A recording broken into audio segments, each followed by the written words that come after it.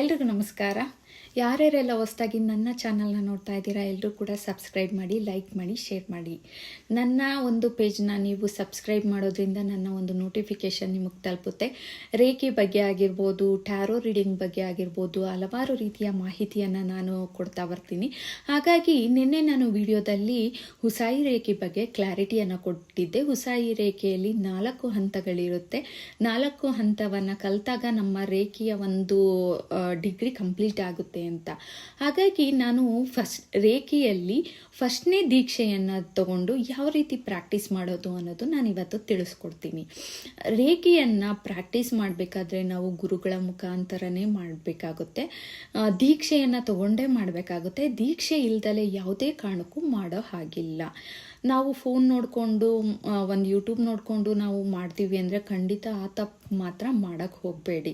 ನಾವು ಗುರುಗಳ ಮುಖಾಂತರ ದೀಕ್ಷೆಯನ್ನು ಪಡೆದು ನಾವು ಪ್ರಾಕ್ಟೀಸ್ ಮಾಡೋವಂಥದ್ದು. ನಮಗೆ ಫಸ್ಟ್ನೇ ದೀಕ್ಷೆಯನ್ನು ಗುರುಗಳ ಮುಖಾಂತರ ದೀಕ್ಷೆಯನ್ನು ತಗೊಳ್ಳಿ. ಇವಾಗ ಆನ್ಲೈನಲ್ಲೂ ಕೊಡ್ತೀವಿ, ಆಫ್ಲೈನಲ್ಲೂ ಕೊಡ್ತೀವಿ. ನಂತರದಲ್ಲಿ ಈ ಒಂದು ದೀಕ್ಷೆಯನ್ನು ಕೈಗೆ ಕೊಡೋ ಅಂಥದ್ದು. ಈ ದೀಕ್ಷೆಯನ್ನು ನಾವು ತಗೊಂಡು ಹಸ್ತಕ್ರಮ ಮಾಡೋ ಅಂಥದ್ದು. ನಮ್ಮ 7 ಚಕ್ರಕ್ಕೂ ಕೂಡ ಹಸ್ತಕ್ರಮ ಮಾಡೋ ಅಂಥದ್ದು. ನಂತರದಲ್ಲಿ ನಮ್ಮ 24 ಪಾಯಿಂಟ್ಸ್ಗಳಿಗೂ ಕೂಡ ಹಸ್ತಕ್ರಮ ಮಾಡೋ ಅಂಥದ್ದು. ಹಸ್ತಕ್ರಮ ಅಂದರೆ ಏನು ಅಂತಂದರೆ, ಕೈಗೆ ನಮಗೆ ದೀಕ್ಷೆಯನ್ನು ಕೊಟ್ಟಿರ್ತಾರೆ. ಈ ದೀಕ್ಷೆಯಿಂದ ನಾವು ಈ ರೀತಿಯಲ್ಲಿ ಹಸ್ತಕ್ರಮ ಮಾಡೋ ಅಂಥದ್ದು. ನಮ್ಮ ಮನುಷ್ಯನ ದೇಹದಲ್ಲಿ 24 ಪಾಯಿಂಟ್ಸ್ ಏನಿರುತ್ತೆ, ಆ ಪಾಯಿಂಟ್ಸ್ಗೆಲ್ಲ 3 ನಿಮಿಷ ನಾವು ಹಸ್ತಕ್ರಮ ಮಾಡಬೇಕಾಗುತ್ತೆ. ನಿಮಗೆ 3 ನಿಮಿಷ ಆಗಲಿಲ್ಲ ಅಂದರೆ 2 ನಿಮಿಷನೂ ಕೂಡ ನೀವು ಮಾಡ್ಬೋದು. ಕಂಪ್ಲೀಟ್ ಇದನ್ನು ದೀಕ್ಷೆ ಪ್ರಾಕ್ಟೀಸ್ ಮಾಡೋಕ್ಕೆ ನಮಗೆ ಟೈಮು 45 to 1 hour ಬೇಕೇ ಬೇಕು ಡೈಲಿ. ನಿಮಗೆ ಟೈಮ್ ಸಾಕಾಗಲಿಲ್ಲ ಅಂದರೆ 30 ನಿಮಿಷದಲ್ಲೂ ನೀವು ಇದನ್ನು ಕಂಪ್ಲೀಟ್ ಮಾಡ್ಕೊಬೋದು. ಫಸ್ಟ್ನೇ ದೀಕ್ಷೆ ತಗೊಂಡು 21 days ಕಂಪಲ್ಸರಿ ನೀವು ಫಸ್ಟ್ನೇ ದೀಕ್ಷೆಯನ್ನು 1ನೇ ಲೆವೆಲನ್ನು ನೀವು ಕಂಪ್ಲೀಟ್ ಮಾಡಲೇಬೇಕಾಗುತ್ತೆ. ಒಂದು ದಿನನೂ ಮಿಸ್ ಆಗೋ ಹಾಗಿಲ್ಲ. 21 days ಕಂಪಲ್ಸರಿ ನಾವು ಇದನ್ನು ಪ್ರಾಕ್ಟೀಸ್ ಮಾಡಿದ್ರೆ ನಾವು 1ನೇ ದೀಕ್ಷೆಯನ್ನು ನಾವು ಕಂಪ್ಲೀಟ್ ಮಾಡ್ತೀವಿ. ನೆಕ್ಸ್ಟ್ ನಾವು 2ನೇ ದೀಕ್ಷೆಯನ್ನು ತಗೊಳ್ಬೋದು. ಹಾಗಾಗಿ ಫಸ್ಟ್ನೇ ಲೆವೆಲ್ ದೀಕ್ಷೆಯನ್ನು ನಾವು ಕಂಪ್ಲೀಟ್ ಮಾಡಬೇಕಾಗುತ್ತೆ.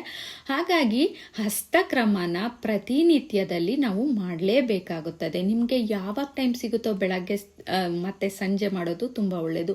ಬೆಳಗ್ಗೆ ಸಂಜೆ ಸಿಗಲಿಲ್ಲ, ನಮಗೆ ಟೈಮ್ ಸಿಗ್ತಾ ಇಲ್ಲ ಅಂದರೆ ನೀವು ಯಾವ ಟೈಮು ಫ್ರೀ ಇರುತ್ತೋ ಆ ಟೈಮಲ್ಲೂ ಕೂಡ ನೀವು ಪ್ರಾಕ್ಟೀಸನ್ನು ಮಾಡ್ಕೊಬೋದು. ಇದನ್ನು ಫಸ್ಟ್ನೇ ದೀಕ್ಷೆಯಲ್ಲಿ ನಮಗೆ ಬರೀ ಹಸ್ತಕ್ರಮ ಮಾತ್ರ ಇರುತ್ತೆ. ಹಸ್ತಕ್ರಮ ಮಾಡೋದ್ರಿಂದ ನಮ್ಮ ದೇಹದಲ್ಲಿ ರೇಖೆಯ ಶಕ್ತಿ ಸೇರುತ್ತೆ.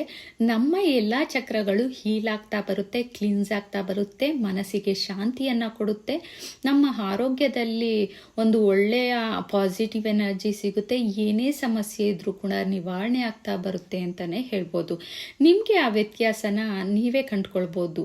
ಹಾಗಾಗಿ ಈ ಒಂದು ಫಸ್ಟ್ನೇ ದೀಕ್ಷೆಯನ್ನು ಈ ರೀತಿಯಲ್ಲಿ ನಾವು ಮಾಡಬೇಕಾಗುತ್ತೆ. ಫಸ್ಟು ನಾವು ಗುರುಗಳ ಮುಖಾಂತರ ನಾವು ಇದನ್ನು ಪ್ರಾಕ್ಟೀಸ್ ಮಾಡೋದ್ರಿಂದ ನಮಗೆ ಎಲ್ಲ ಕ್ಲಾರಿಟಿನೂ ಸಿಗುತ್ತೆ. ಇಲ್ದಲೆ ಮತ್ತು ಗುರುಗಳ ಮಾರ್ಗ ಇಲ್ದಲೆ ಖಂಡಿತ ಏನೇ ಆದರೂ ಕೂಡ ಮಾಡೋಕ್ಕೆ ಹೋಗಬೇಡಿ, ಮತ್ತಷ್ಟು ಸಮಸ್ಯೆಗೆ ಒಳಗಾಗ್ತೀವಿ ಅಂತ ಹೇಳ್ತೀನಿ. ಹಾಗಾಗಿ ಈ ಒಂದು ಲೆವೆಲಲ್ಲಿ ಫಸ್ಟ್ನೇ ದೀಕ್ಷೆಯಲ್ಲಿ ಇಷ್ಟೇ ಇರೋದು. 21 days ಪ್ರಾಕ್ಟೀಸು, ಹಸ್ತಕ್ರಮಕ್ಕೆ 3 ನಿಮಿಷವನ್ನು ಟೈಮ್ ಕೊಟ್ಟು ನೀವು ಮಾಡೋದ್ರಿಂದ ತುಂಬಾ ನಿಮ್ಮ ಲೈಫಲ್ಲಿ ಒಂದು ಪಾಸಿಟಿವ್ ಎನರ್ಜಿ ಸಿಗುತ್ತೆ. ರೇಖೆಯ ಬಗ್ಗೆ ಮತ್ತಷ್ಟು ನೀವು ಒಂದು ಪಾಸಿಟಿವ್ ಎನರ್ಜಿನ ಕ್ರಿಯೇಟ್ ಮಾಡ್ಕೊಬೋದು ಅಂತಲೇ ಹೇಳ್ತೀನಿ.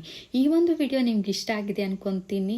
ಇಷ್ಟ ಆಗಿದ್ರೆ ಲೈಕ್ ಮಾಡಿ, ಶೇರ್ ಮಾಡಿ. ಮುಂದಿನ ವಿಡಿಯೋಗಳಲ್ಲಿ ಖಂಡಿತ ನಾನು ರೇಖೆ ಲೆವೆಲ್ 2ನ ನಾನು ಯಾವ ರೀತಿ ಪ್ರಾಕ್ಟೀಸ್ ಮಾಡೋದು, ಅದು ಹೇಗೆ ತಗೊಳ್ಳೋದು ಅನ್ನೋದು ನಾನು ಕ್ಲಾರಿಟಿಯನ್ನು ಕೊಡ್ತೀನಿ. ಈ ಒಂದು ವಿಡಿಯೋ ಇಷ್ಟ ಆಗಿದ್ರೆ ಲೈಕ್ ಮಾಡಿ, ಶೇರ್ ಮಾಡಿ.